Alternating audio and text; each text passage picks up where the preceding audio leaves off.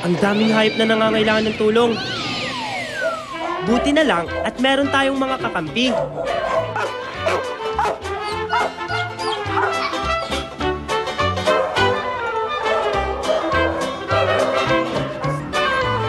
Sa pangangalaga sa kapakanan ng mga hayop, nariyan ang post of Philippine Animal Welfare Society.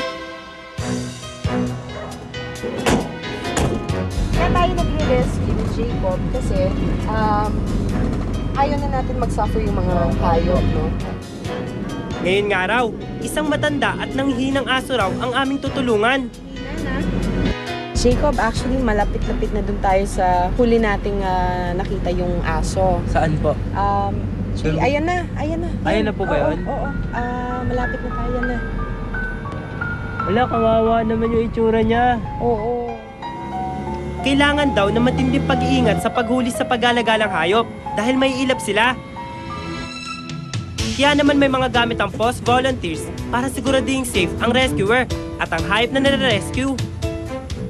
Tulad nitong catch pole na the best daw na panghuli sa mga hayop na sumusot sa makikitid na daan.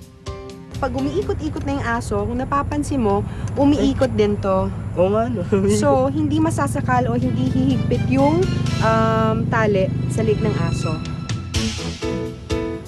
Itong net naman daw ang gagamitin kung maluwag ang lugar at nagtatatakbo ang hayop. Pero sa kaso namin ngayon, mukhang hindi na namin kailangang huli. Mukhang gutom na gutom eh, oh. Effective nga yung pagkain.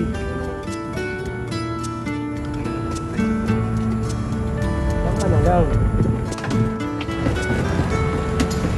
Karaniwan, tumatakbo yan.